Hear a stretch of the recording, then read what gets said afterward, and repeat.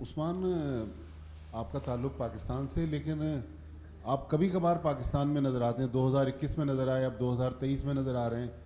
First class match आपने शायद 5 साल पहले खेला। हम आपको बांग्लादेश प्रीमियर लीग में देख रहे हैं, कभी T10 लीग में देख रहे हैं। तो पाकिस्तान क्रिकेट में आपको मौके नहीं मिले, या क्योंकि आप यूएई भी चले गए थे, तो थोड़ा सा वो बताएं कि क्या आपकी जर्नी है क्रिकेट में। सर, मैं आपसे काफ़ी टाइम रशीद भाई के वन सलून में मिला हुआ हूँ, लेकिन आप मुझे अभी जानते हैं, पहले नहीं जानते थे। इसी से मैं अपनी जर्नी शुरू करता हूँ कि मैं सिंध से खेलता था, सेकंड 11 में रखते थे, फर्स्ट 11 में नहीं खिलाते थे। तो जब आपको पता है कि अब मैं 24 घंटे में 9 घंटे 5 घंटे ग्राउंड को देता हूँ, तो इतनी प्रैक्टिस करता हूँ।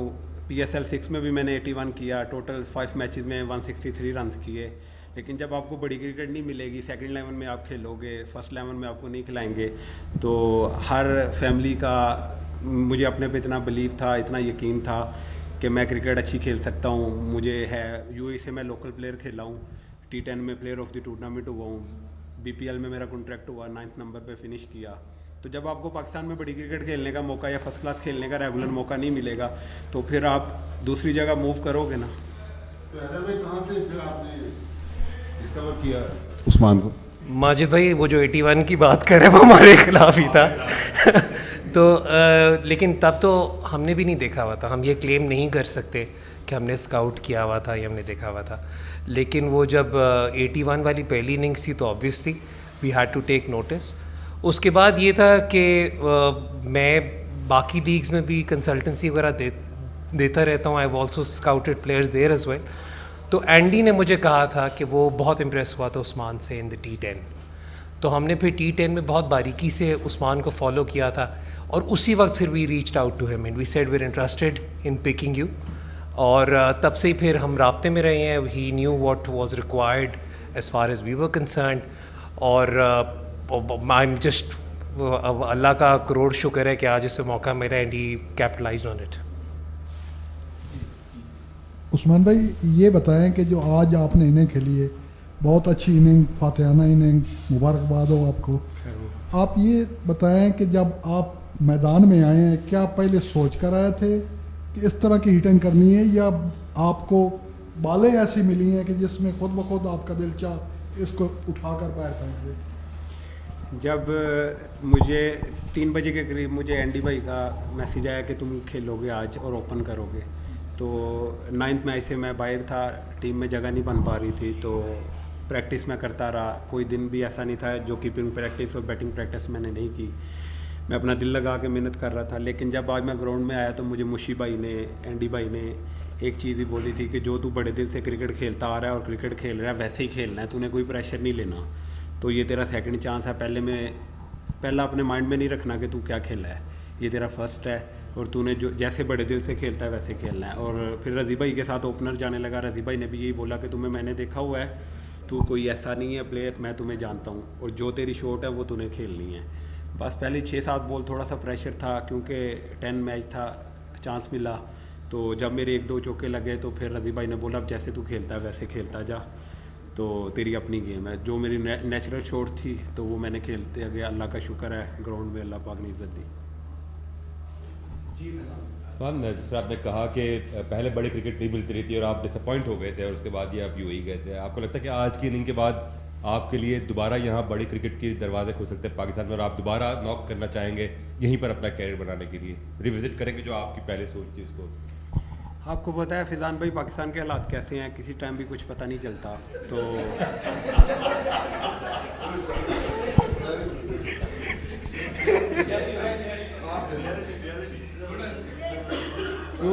क्योंकि आप एक मैच में रन करते हो, एक मैच में नहीं करते, सेकंड मैच में नहीं करते, तो आप पे बातें तनकीदें शुरू हो जाती हैं। तुम्हें ड्राइव नहीं मारना आता, तुम्हें कट नहीं खेलना आता, तुम्हें पुल नहीं खेलना आता।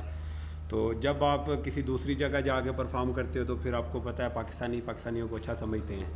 तो उस वजह से बस यही है कि जैसे क्रिकेट खेल रहे हैं वैसे क्रिकेट खेलते जाएंगे।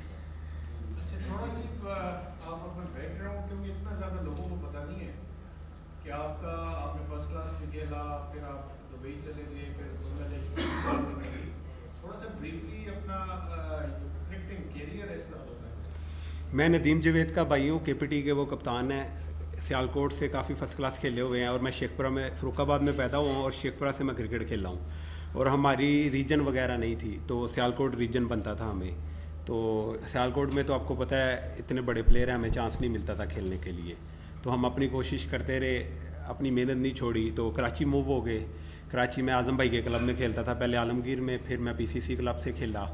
तो फिर आपको पता है कराची में रमज़ान क्रिकेट काफ़ी हाईलाइट होती है, TV पे आती है। तो 2019 में 2018 में नया नाज़माबाद में बेस्ट बैट्समैन हुआ, कराची जिमखाना पे बेस्ट बैट्समैन हुआ।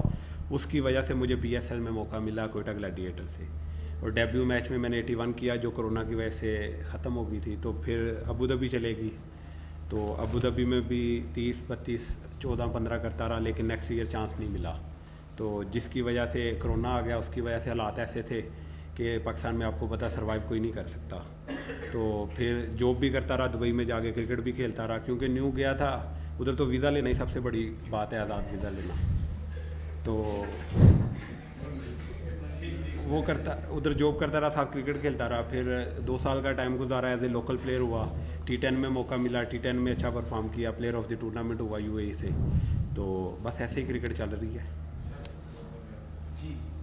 आपकी सेंचुरी से हमें शायद अफरीदी की याद ताज़ा होती है, लोग उसको सेंचुरी से एकदम से जान गए और आप भी एकदम से ही मंजर आम पर आएँ।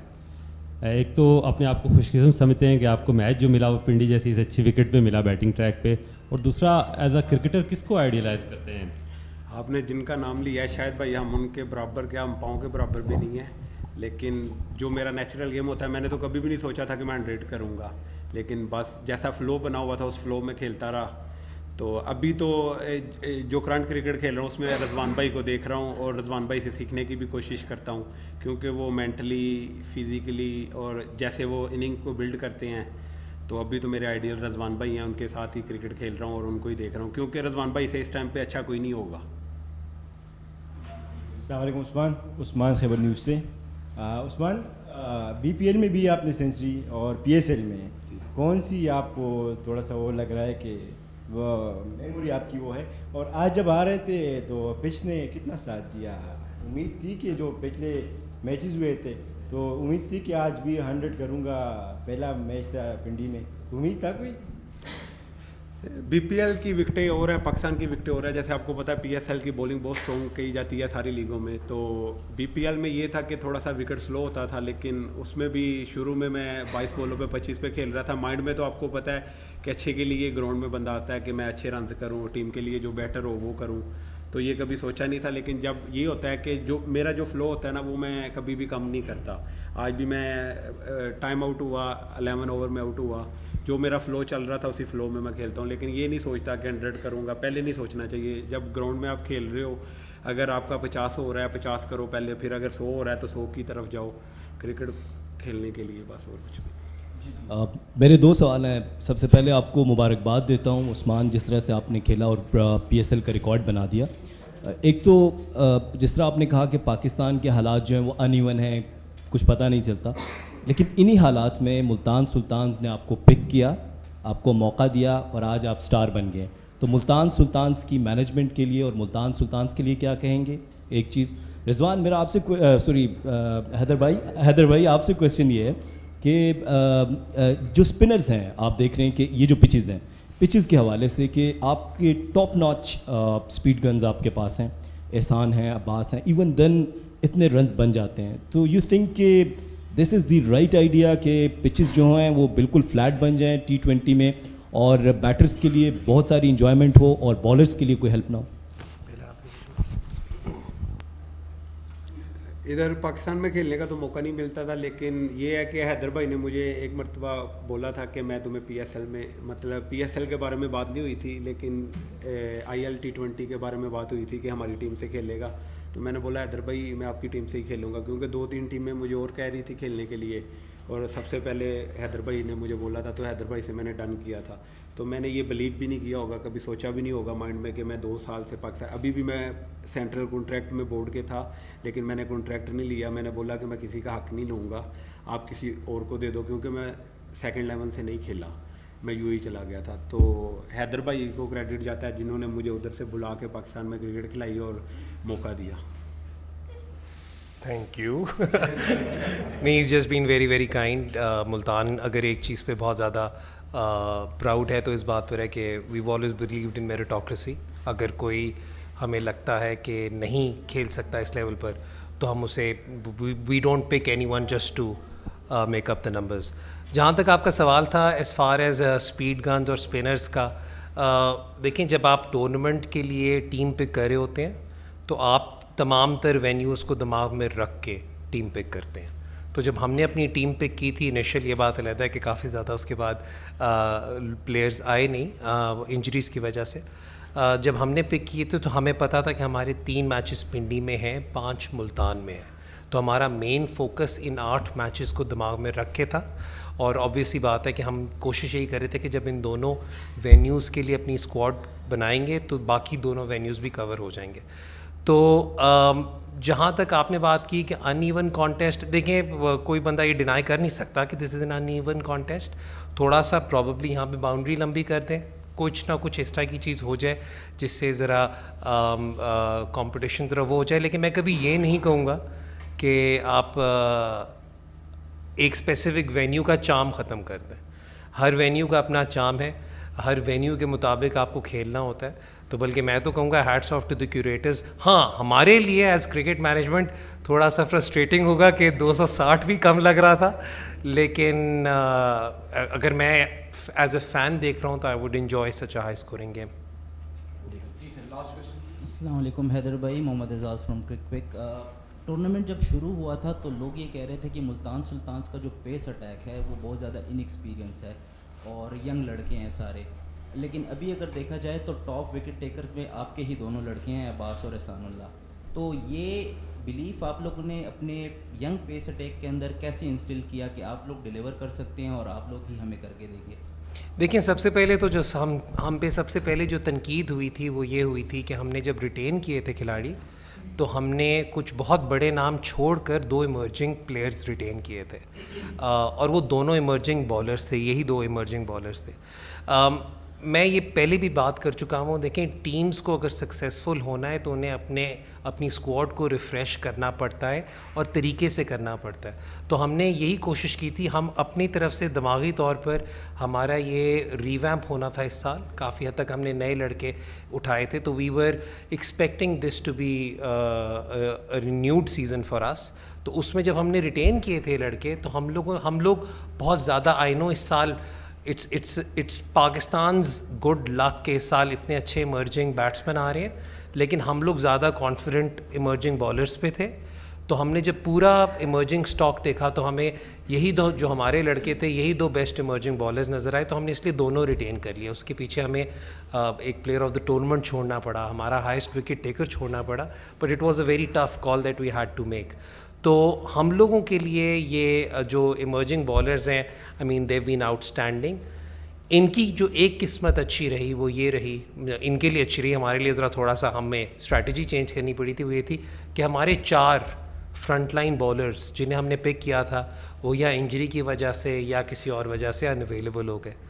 तो उस सिचुएशन में hats off to these young kids जिन्होंने, मैं सिर्फ इन इमर्जिंग की बात नहीं करूँगा, मैं समीन गुल की बात भी करूँगा, मैं इलियास की बात भी करूँगा। उसामा तो हमने pick he as a possible front line spinner किया था।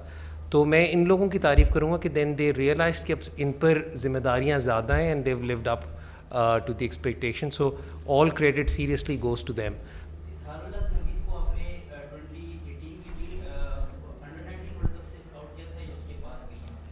एक्चुअली हम तब से देख रहे थे, इजहारुल हक Naveed wasn't going to be our first choice। अगर आपको याद हो तो हमने आदिल रशीद को पहले सिक्योर किया था। फिर जब एक दफ़ा आदिल रशीद की अनअवेलेबिलिटी हो गई थी तो हमने फिर कहा था कि let's put all our eggs in the Usama Mir basket कि he becomes the front line spinner. लेकिन तब भी एक कवर के तौर पे देन वी पिक्ड इजहारुल हक नवीद, और थोड़ा सा हम यही देखना चाह रहे थे कि हमारे ड्रेसिंग रूम में कैसा जाएंगे। He is one for the future. आज because we had an opportunity to give him a game, we gave him a game.